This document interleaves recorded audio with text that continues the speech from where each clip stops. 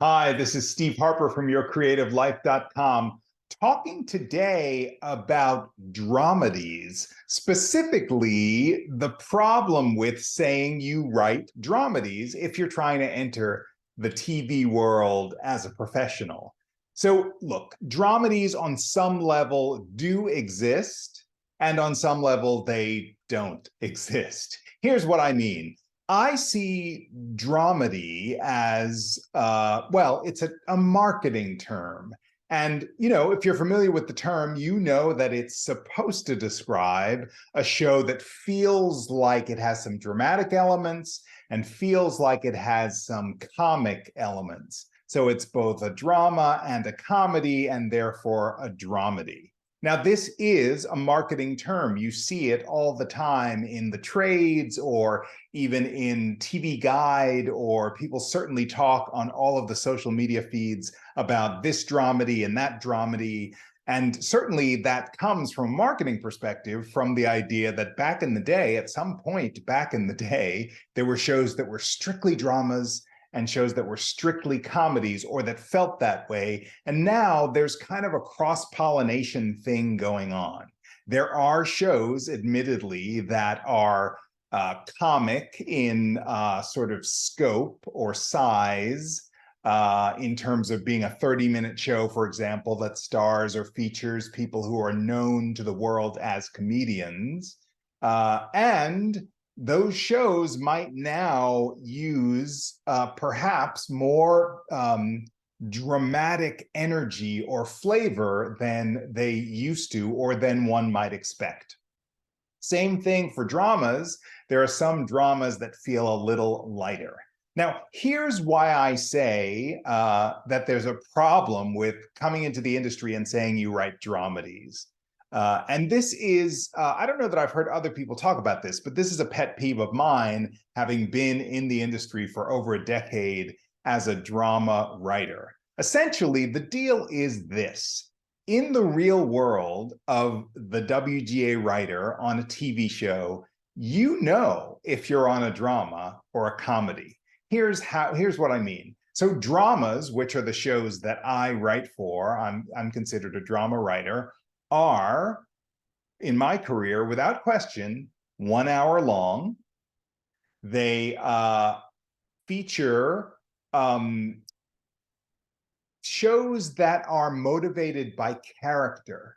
And therefore, whether they're on network or streaming, they're character-generated, motivated shows that feature, behind the scenes, writers who are generally hired out of a space of drama. So it's the kind of show where you'll have playwrights who are hired, or filmmakers who are hired, or novelists who are hired, or people who come from what is considered, on some level, a more serious character space.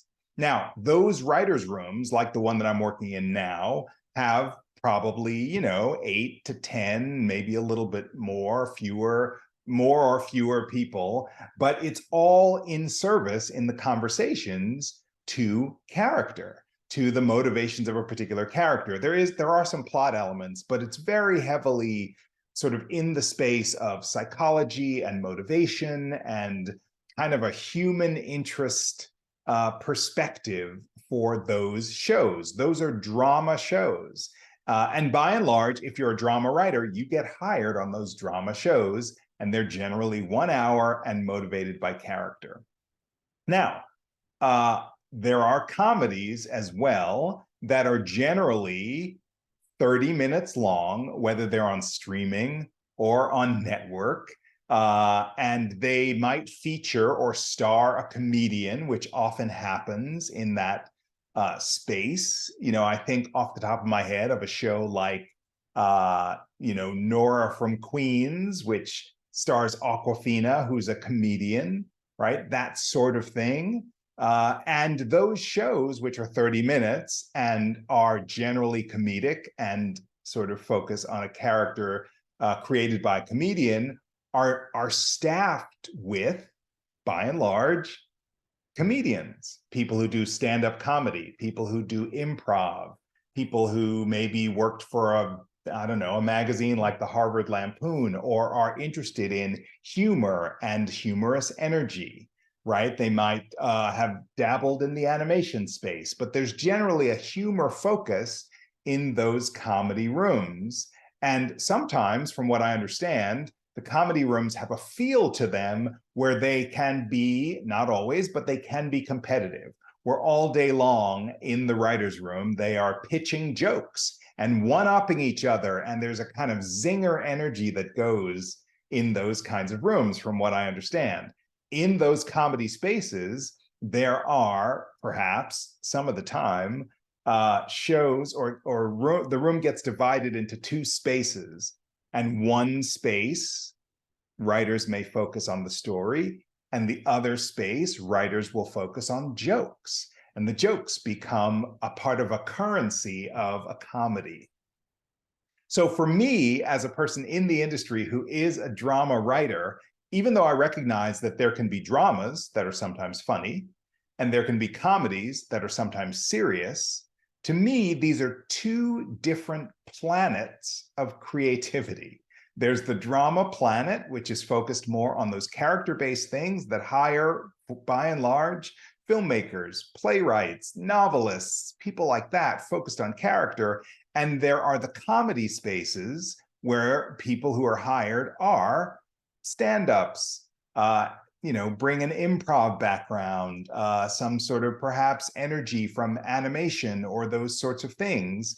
And so those spaces are very, very different. So from the inside, even though you can turn on your TV and be like, well, this show is partly funny and partly dramatic, and this show is partly funny and partly dramatic, from the other side, these spaces are fundamentally different, where the writers are different by and large, and the flavor and the aesthetic is different, and whatever they sort of kind of spit out or create may look similar, but they come from different planets. Now, here's why I say it's a problem for you to then say you write dramedies, because if you're entering the industry as a brand new person, you won't be marketing yourself to anyone by saying that. You might say that by marketing yourself that way, you might indicate to people that you are doing something that is sort of softer and a little bit like fusion. You might say you're specializing in fusion,